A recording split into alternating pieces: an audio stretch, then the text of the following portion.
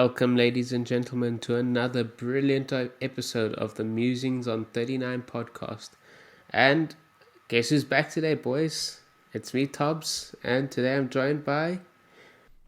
Hello. Tubbs, you are back. It is I. The Camster is back in the house. It's been, 2 weeks or so since we were on here? Yeah, it's been quite a while since we've actually had a recording. But I would say today we have a bit of a under the weather edition of the podcast. I'm feeling a little bit of the effects of the upcoming winter. Lovely times ahead, right? But just wanted to inform everyone, welcome back to the podcast. We're here for episode 17. And Good to be as back. you guys might have noticed, we are one person short today. Keanu's not here. Yeah, the man has some other business to attend to.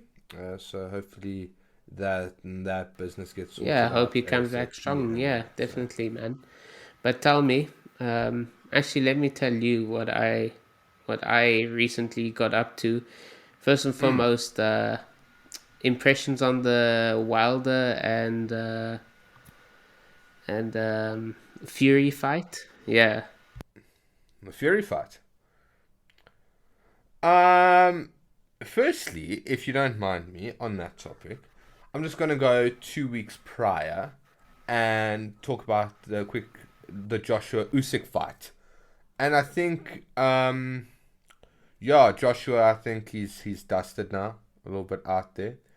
Um, he himself looked like a one-trick pony.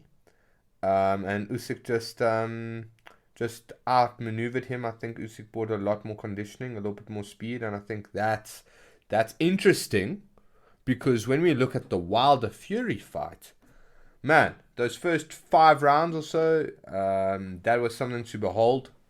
Both fighters getting knocked down, but ultimately Tyson came through in the end. I think Tyson wanted it more in the fight. I think there was that one left hook from Tyson to Wilder's abdomen or stomach area, and I think that really hurt him. But yeah, bro, a fantastic fight, and well done to Tyson. I just wanted an opinion of someone who actually knows what they were watching. Like I watched it. I was very much confused. I did do some like back check on like some statistics and stuff like that on the fight, and I was like thinking, okay, maybe Wilder will want to take this one because he's taken so many L's. But Yeah. unfortunately, man, yeah, we all know the outcome of that. It was a good fight. It was a good fight, but once again, I'm no expert in that. What I can tell you I'm an expert on is FIFA 22. Christ Almighty. I have not paid too much attention to the good old FIFA in a while. I think the last FIFA that I actually bought was FIFA 20, and that's a lot coming from a football fan. But yeah, do you have FIFA 22? There was this little thing that happened not too long ago. It was the Battlefield 2042 or something like that. Yes, The yes, beta, and if you had like access to the EA yes. Play or whatever um, subscription thingy, you were able to play the beta. So what I also discovered is that like you get a 10-hour free trial of FIFA 22, and I played a couple of matches online. Oh, like it. Got dabbled a little bit into friendly matches and also into like Ultimate Team, the usual FIFA stuff. And yeah, Yeah. I feel, and in contrast, I also played another new football game release, eFootball 22, formerly known as Pro Evolution Soccer. PES, yeah, Yeah, yeah. And that's for free on the PlayStation it's Store. for free. I'm sure a lot of our listeners, and including you, might have heard all of the controversy surrounding it, all of the memes that might have Yeah, erupted from it. yeah, Personally, I would say so. I'm just gonna throw this out there. I've played roughly about 10 online matches between both FIFA 22 and eFootball 22, and I just gotta say I found FIFA a little bit too floaty. or how am I going to Okay. put this? FIFA, it's way too simple to get the ball from your half to the opposing half and scoring goals. Like I played a match against a guy choosing playing PSG, and you could imagine how PSG must be in FIFA this year. Oh yeah, with the talent that they have now, yeah, you pretty much don't need to make transfers. I I played as United as usual, but I ended up winning that match Yeah, like a five. It ended up a 5-3 victory for me, and it just was a sure. test. It's to me, it's a testament as to what FIFA is. It's so easy to go ahead and score a goal, but it's so difficult to go and defend. Like Do you think that's because they just want high scoring games though? Because you know, there's nothing better than when you score. So maybe that's what they're trying to give off. I went 2-0 down. I Of course I felt frustrated. And then when I got my first two goals back, I felt good. I was like, okay, cool, I'm getting back into this. I scored it and scored the next one, and then I made it 4-2. And then I thought, okay, cool. At the 3-2 point, I was like, damn, this is exciting. But then, like, at the end of that match, my opponent rage quit because I hit 5-3 on him, and then I connected to a different match. And after a while, when you score so many goals in one match, it starts to feel a little bit of it. You expect it to happen. There's gonna be a goal, and it's just like, where's the excitement in this gone? Mm, And that's my impression yeah, of for sure. FIFA. It has brilliant presentation. The visuals are amazing on the PS5. That's the version I played. However, it's just too simple to score goals, Yeah, and it's so frustrating when you want to defend. Me, maybe it's just because you're a master of FIFA. I am nowhere near Uh, like I would just say FIFA's perhaps the foot game. You know what I mean? FIFA Ultimate Team. yeah, yeah, yeah, Oh, by the way, I did hear some rumors about EA might be wanting to change the name from FIFA to like EA Football, something like that, because FIFA want now a yeah, slice of the pie or whatever. Anyway, yeah. But also, isn't this the last FIFA to be made as well? Because now they're just gonna update this current version again and again and again. I think it's gonna be the last of the FIFA, and it'll do the same thing as like eFootball now, changing from Pro Evolution to eFootball, so something like that. Yeah, it's almost like it would be dope. I don't know if it does, but it would be dope if it had kind of like a Warzone kind of feel, whereby like I'm not for those of our listeners who play war games or gun games, as they're also called. Um, like you can play Warzone. It's free to play. It has their own servers. Of course, there are in-game purchases that you can make to level up faster, but you don't have to. You can just level up on your own accord. And what happens with that is that then you can play with your mates and you play for free, right? However, if you want to play like campaign or if you want to play Cold War or whatever the case may be, then you have to buy that part of the game. And I think if FIFA came out with something like that, I'm not sure if that's what eFootball That I was actually gonna jump into has. that. That's exactly what Yeah, Konami, the developers of eFootball, have done now. So like, it's a free to play game. Um, they will have like soon in their big update in November. They will be adding like ability to, like they have this whole separate mode called I don't even know what it's gonna be called, but it's like almost like an ultimate team kind of vibe. And okay. like so you will be able to buy the cards and the special editions or whatever, but the thing is that it's going to be continuously updated, so you'll play eFootball and it'll just get like, I think, a fresh new coat of paint every year, just to just Mm. to carry up. But that's also what's nice because I also play like Fortnite. And what's also nice with Fortnite is that you can make one purchase and you'll never have to make that purchase again. So if you play it regularly enough, you can buy the battle pass and you'll never have to buy it again because in the game, well, Fortnite uses V-Bucks as well. So like you can earn V-Bucks in the game by reaching certain levels and whatnot. And like you kind of earn your money back in a way. But then you can use those V-Bucks. Of course, you can't cash them out and get them cash. But you can use those V-Bucks to buy stuff in the game, or you can buy the next Battle Pass when it comes out. So, It does have, you know, it's the same thing it's in quite Call of nice. Duty, Warzone, Black Ops, whatever. But the thing Mm. about eFootball is, I think most of us have seen it, but like the obvious visual glitches. You try and tackle someone, and like the strangest things I've seen is you get to the corner post, and for some reason your player picks up the ball and he walks it all the way to the opposing net. He drops it in front of his player, in front of a teammate, and it ends up being a goal. So it's like small little. To me, I find those glitches more hilarious than like abstracting. Of course, I understand it gets. So, would you rather play with the ease of FIFA or the glitch of I eFootball?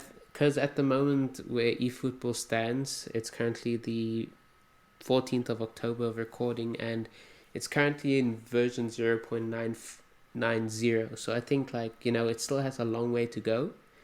But when I Mm. played matches of PES, matches would normally end, maybe the most it ever got up to was maybe a 3-1 for me, because I Mm. feel it's a bit more challenging getting your goals. Like the Yeah. game actually encourages you to take the game a little bit slower. Instead of holding into like the sprint button on FIFA, and then like you do a little dribble here and there and then goal. It actually, if you sprint too much to the goal line, you'll overrun it. Or if you try to take a shot while holding in the sprint button, your player will overshoot it. So it's just trying to Mm. emphasize. I feel that PES is just emphasizing, take the game a little bit. You know, it's not like high pace as FIFA, but take a little bit of time.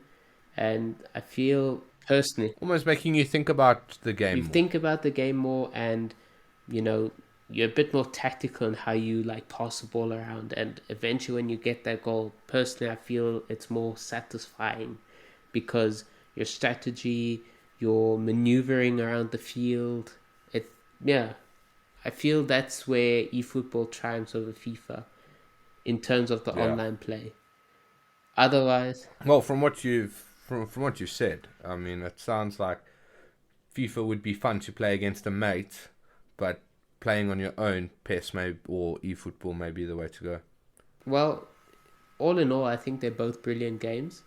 But if you don't have $60 or like $60, or like how much is it in rands? I think it's like 1,000 rand. If you don't have any of that lying around, Yeah, just hit up eFootball. It might not be as polished as FIFA, but but also you have to give them time though. You have to give them time yeah, I mean, to make the product exactly. And eventually, better. I did Because read up that they will add in the future manager mode and stuff like that. Also, like editing mode where you can like create your own kits and then you can edit it into the game. They'll be adding that later on into future updates. So I'm really hopeful for eFootball. it looks promising. It Definitely, looks yeah. promising. But But one thing I'm curious to see, which I wanted to ask you about, is I think a yes. lot of people are going to be going into FIFA or eFootball manager mode, looking at Newcastle and wondering how much is their budget gonna be. Well, talking about that because you were saying it looks promising. I was going to say, well, so does Newcastle's bank account. Yeah. Yeah, I think it's important for our listeners to know, just to educate them more on the Newcastle yeah. sale. Please And you can correct elaborate. me if I'm wrong here. Like, this has been an ongoing situation for the past 4 years or so. The Newcastle fans haven't been happy with ownership like most football teams. When you stop winning, you kind of get a little bit frustrated and, it becomes very tricky. Um, Newcastle, they from the town side, the Toon, one of the relatively big clubs and with probably one of the bigger following, apart from the big four in the Premier They League. have also a brilliant Um, history behind them. yeah, Alan Shearer. How Alan Shearer hasn't won a Ballon d'Or in his lifetime, It's a different story. Alan Shearer's played there. There's been some. There's the goat John Joe Shelby. He plays for them. Yeah, there's Saint Maximum. He's a talent and a half. That guy. With the latest sale of Newcastle United to the, I think it's the Saudi public account or something like that, right? So Yeah, it's like the Principalities or I'm no something like expert that, on this like topic, royal so family. Yeah, if yeah, anyone wants to, if anyone wants to maybe help us out, just comment below or wherever. yeah. Hit us up or something like that. Yeah, However, about what's if anyone has the inner yeah, details. but however, I do want to pass something to you. I've seen talks of, they eventually want to replace Steve Bruce, which is, it's a given. It's no longer a question if he's gonna stay or Yeah, for gonna go. sure. But don't you feel bad for the O though? Because he's never actually been at a team that's had much money in his career. So you don't actually know what he would be able to do with an influx of money. Yeah, now As well as Newcastle are now in a relegation battle. They're in the bottom three, right? Who else that is currently available apart from the GOAT, Big Sam, to try and get them out of that relegation battle? Because being in a relegation battle and being in the top half of the table, two very different ways of playing football. look, if I was an owner of Newcastle coming in, I wouldn't mind having my team relegated to the championship. I understand what most people would be thinking now. What, are you crazy? You're losing out on so much money. But my thought process is you want to have a new coach come in, so why not let Newcastle go back to the lower division, right? And then have your Yeah. new manager, new coach come in and build his new team. But the question is, which top managers would want to play in a lower division? Rafa Benitez went down, but then they ended up sacking Benitez. But I believe he is one of them tipped. But yeah, which manager would be interested? Do you go for a big manager or a young This is manager? something I wanted to Yeah. ask you. I recently saw today in an article that Brendan Rodgers was actually tipped to be one of the new Newcastle coaches, but apparently he turned them down as in hopes to go Yeah. for the job at the future job at Man City, because apparently Pep is out of contract in Yeah. 18 months, and apparently they admire him. Manchester City admire Brendan Rodgers. So, as you know, Brendan Rodgers was the former manager and coach of Liverpool. So how does that make you feel? If I'm very honest with you, I think Rogers, look, doesn't matter how much cash they bring in. I still think what's important for our listeners and I think people to understand, including the Newcastle fans, is it's not going to be this instant transition um, from purchasing and then becoming this huge club. I mean, even if you look at City, I think City got bought between '09 and '10. '09 and 10 Somewhere around there. was their first sort of big influx, and I think that only took the league off United I think it was in 13, 13, 14. 14. It was the infamous Aguero goal at the end. Yes, yes, against QPR. But even then, like that was by some circumstance. United probably should have won the league. They slipped up one or two places near the end. But then even after that, Chelsea were there. So it's not like, City have been more dominant in the past couple of years. Sorry, excuse me. But it's not guaranteed success. I mean, Liverpool have won. There's a big shout for any of the big four to win this year. That's Liverpool, City, United, and Chelsea. So I think it's also important for that. But for Rodgers to go from Leicester now, where I think he has a team that he can be hands on. I would be proud He of has that team. great, I great mean, talent. from what Yeah, from, I think they were close to relegation again after losing Claudio Ranieri, and he brought them back yeah, up to a top six team. yeah. And I think like also look at the type of signings that they made. Getting someone like Yuri Tielemans initially on loan, but then having him commit to them fully, that was big. Ngidi is great. Buying people like Sionchu and Fofana and Pereira. You know, they all add to the team. Taking Ayoze Perez from Newcastle and converting him into like a cam, and he had a great start before his injury, and now he's coming back. Keeping hold of someone like James Maddison. Um, he hasn't had the best season so far, but still a talent. So I think you can also, link the players staying and also the acquisitions to the ownership.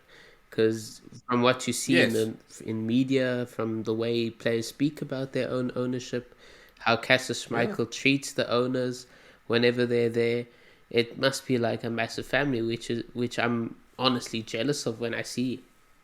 Yeah, because also I think like also look at the investment that they're getting for their training ground and the stadium that they're going to change here and there.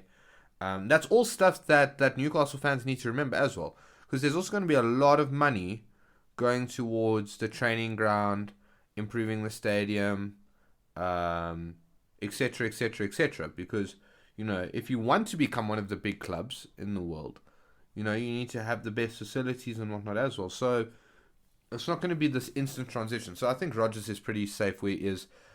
He has the players with him right now that can really attack and grow and yeah, it's just I think he's safe there. Whether I think he'll get the City job is quite interesting. I do think Pep will extend because I know Klopp has extended until 2026. He extended last year. Mm. If Pep doesn't stay, who would you say would City should City go for as a new manager?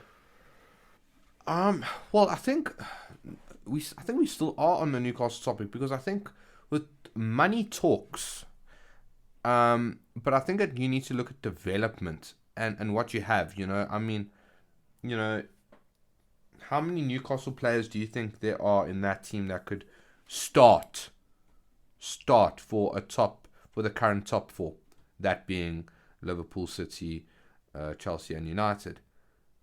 Who could start?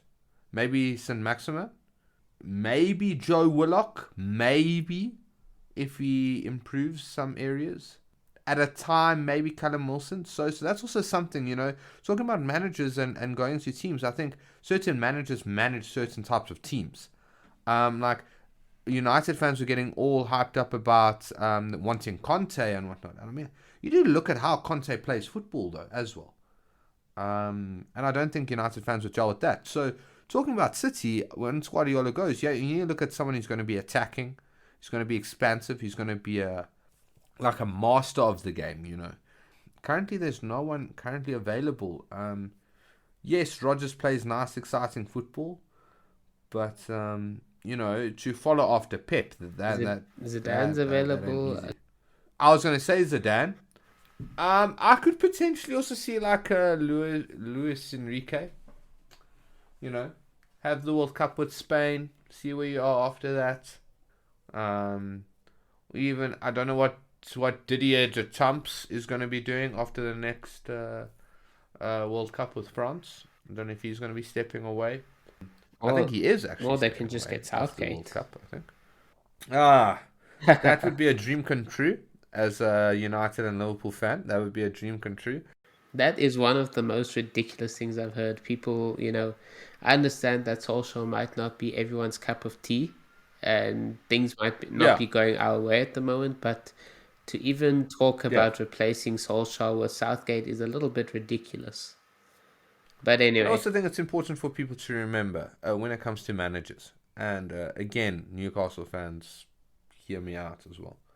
When Klopp first arrived at Liverpool, we finished sixth and then we finished eighth.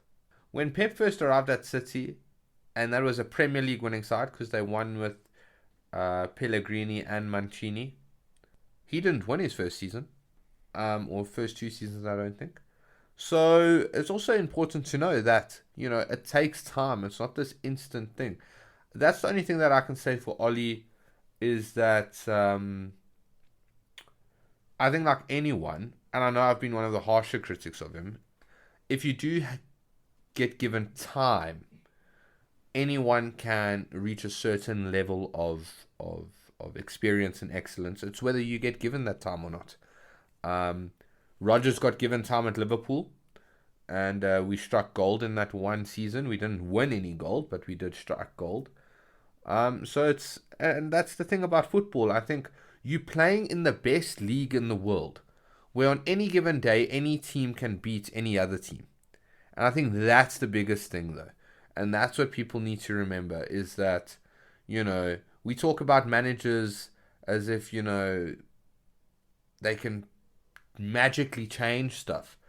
You're managing in the best league in the world at some of the biggest clubs in the world. So, you got to give them a little bit of a break now and again. But I do think that at the current minute, for the first time in a long time, it seems like the managerial transfer window, if you will, is a little bit interesting. Well, I think most of the big movements is going to take place before or after the World Cup. Yeah, at the end of next season. At the end of next season. There's still how, I don't know, but even Poch is being rumored for certain jobs and whatnot. So I think for Poch it's still too soon. I mean, yeah, I want to see what he can do with this PSG squad. I think that will be a real testament of his metal as a manager because he did well at Spurs with what he had, but now he pretty much has it all. something I want to throw at you now. So we spoke about Yeah, managers and whatnot, but I want to throw a hypothetical to you. So let me yeah. throw you into the be a manager mode in eFootball or the be a manager mode in Mm. FIFA, and let's say Oh you yeah, eFootball. We've mentioned you quite a few times. If you want to sponsor us in the future, just comment down below and we'll get back to you. But yes, but talking about being a manager. So hypothetically, you're given the Newcastle City job. You are now tasked with building a team. Who are you getting rid of, and who are you bringing in? Newcastle. Let's hypothetically say you have a budget of 150 mil. Like we don't know the prices. Let's be honest, Okay. but let's just have a throw.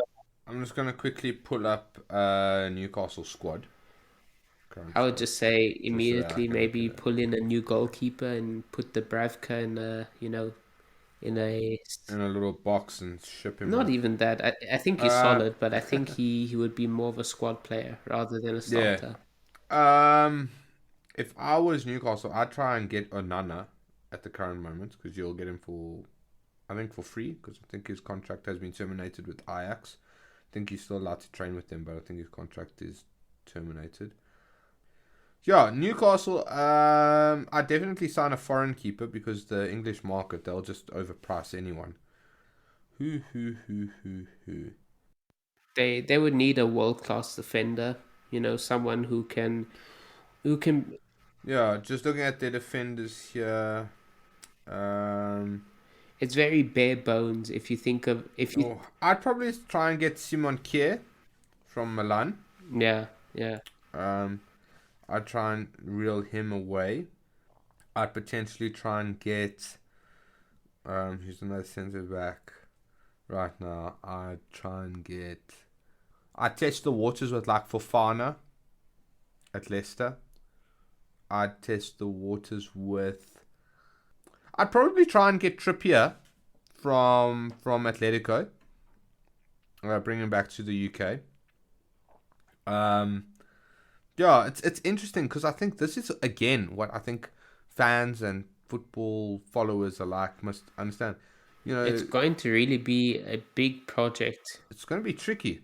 Yeah, and it's like think about it. Like if you trying to do a squad overhaul, you also need to be very careful because not everyone stays fit forever, and you don't also want to sell people who can then, be of good When I look riches. at this team, I mean, there are some players in here that I really think that are worthwhile keeping. The likes of Jamal Lewis, Matt Ritchie, say Maximan, Joe Willock, Mm, definitely, and definitely a Martin Dubravka. He had a good season last yeah.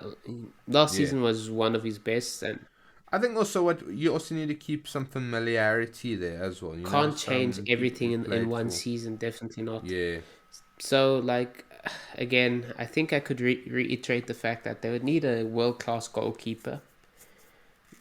yeah, I agree with that's that idea understandable. of Simon Kjaer from Milan, in a experienced. I wouldn't say he's world class, but I would say he's an elite level defender.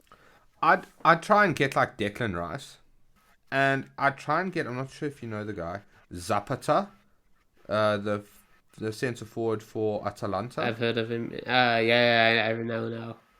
Yeah, there's many, many, many, many, many different players and different, you know, transfers that a team can make, and it's also important that they understand that it's not going to be easy. It's But like if I was a Legos. manager, I'd try and create balance. It's literally like Uh, Legos now at this moment. Like, you've been given the box of Legos, that's your finances, essentially, and now you're just yeah, told to build something. Build something, yeah, yeah. So it all And the it's about like swapping Lego pieces with your mates or whatever the case may be. like if I look at Newcastle as a whole big, you know, building of Legos or whatever, um, Mm, there are some places of it where it's wobbly, especially, you know, I'd say it's teetering at the bottom. The foundations are a little bit lacking. The middle parts are, yeah, it's holding, but it can have a little bit of remodeling. And the front, yeah, there's only one golden Lego piece, and that's a maximum, in my opinion. So yeah. I think what's also important for them to understand is that like as much as you see like the Haaland, the Mbappe rumors and all of that, you have to understand one thing. It's one thing having the money to buy these players. It's a completely different thing having the player want to come to you. That's a completely different. Why, when United was going through what they were going through with Moyes, Van Gaal, Mourinho, even now someone with as limited experience as Solskjaer, still bringing in world class talent, arguably for some the best player in the world in history, leaving Juventus, whereby you have a manager of Allegri's stature coming back to United. He's fully aware who he's playing under, but it's United. It's Manchester United. Why do players go to certain clubs? Because they want to play for clubs. And I think it's important to understand is that you can't. Newcastle does have a history. They very much so do. But like I said again with City, it took them time. It's still taking them time. Despite all their investments, they need a fan base. They need to have more exposure. yeah, the empty hat is there Yeah. 24/7. Uh, PSG, with all their financial influx, they still haven't won the Champions League in a while. And so far, I don't know if they've won it before. no, I'm pretty sure they have, but I don't think in a while. uh, Perhaps not. but Anyway, they haven't been able to. So again, you even look at a team like Arsenal. They spent the most in this transfer window, and they have a huge bank account. But why don't players go there? Players have to also want to go to the club. Yes, money talks. Yes. you're gonna be a mercenary. So, like, at the moment, I think it's now rebuilding that public image. Newcastle does have an image, but it's just not at the same caliber as what the current top six has. You look at Newcastle and you Yeah. don't think, oh, Champions League side or something like that. You think, oh, mid-table Premier League team. I think it's a gradual build. Yeah, and I think like, look, if Newcastle make the right decisions, you can give it 4 or 5 years, and you could build yourself. But don't be expecting anything great to happen in the next 5 years. Even if you look at a team like Spurs, mate, look at the talent that they've had, the money that they've spent, the stadium that they have. Yeah, but I think like bro, it's very interesting. It's going to be very interesting how financially the football world combats this. Correct me if I'm wrong. I think the Premier League is one of, if not the only, out of the big five leagues that has a wage cap. I don't know if League One has one. I don't think so. We'll have to do some research on it and maybe chat about it in our next episode. Maybe pull in Keanu and a guest along. But I think with that we can call it for this episode. Oh, thank you very much. It's been an absolute pleasure. Great to be back. Great to have you No, back it as was well. great to be back with you, Cam. You've been pulling a double shift now.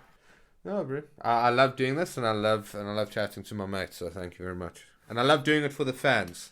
For the fans. And yeah, and talking about our fans, I just want to extend thanks to you guys out there in the wide world of the internet. If you've liked what you've heard, feel free to catch us and any of our previous episodes wherever you like to stream your favorite podcast, or you can find us also on YouTube, where we have our episodes all listed from episode, what was it now, Cam? Oh yes, episode 14, and we're slowly building our catalog there. You can also find us on Instagram. We'd also love to hear from you. Please feel free to get in contact with us. We'll drop some further details about that in the description or in our bio on Instagram or wherever you'll be able to find it. This has been the Musings on 39 podcast team, and we'd like to wish you a good night or a good day. Cheerio.